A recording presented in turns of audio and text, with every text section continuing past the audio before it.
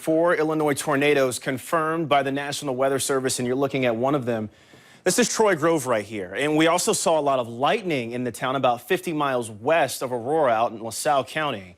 This is video from Amboy, this is in the Illinois Valley area. It clearly shows a twister that is forming on the ground. But it's not just the twisters people are dealing with today. Take a look at all this flooding. This is in northwest suburban Palatine. The storms brought drenching rain to parts all across the city and suburbs.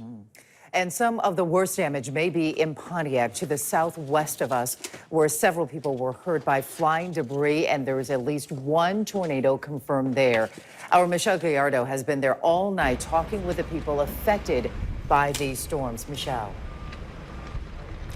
Judy, good morning. This is essentially ground zero of where the tornado hit in Pontiac. I'm going to get out of the way so that you can see this Shell gas station, really the most damaged structure here in Pontiac by the tornado. This is really as bad as it gets. About 3 miles away across town, however, also some damage, especially at the Serling Estates mobile home park.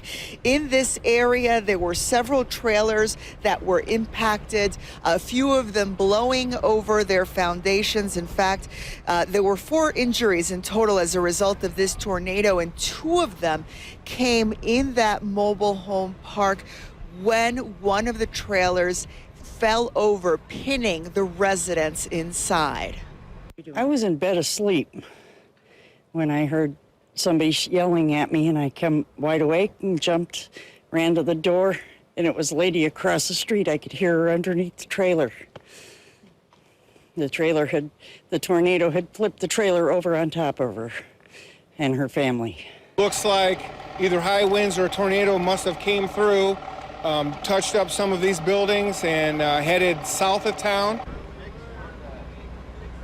But you know, again, other than those 4 injuries, which we're told are all minor, really most of the damage is limited to structural damage like the one that we are seeing, not just at the Shell gas station where we're standing, but also right across us there is a BP gas station where an awning actually collapsed onto an overturned semi. That also happening here. There's a lot of shattered glass in some of the nearby businesses, but again, for the most part, from what police say, they just believe that they really truly dodged the bullet, with mostly structural damage reported at this point. Live from Pontiac, I'm Michelle Gallardo, ABC7 Eyewitness News. All right, Michelle, thank you. And we now go out to our Jessica D'Onofrio, who is live in Seneca, where there's also been a tornado confirmed that's just about 40 miles north of Pontiac near I-80. Jess?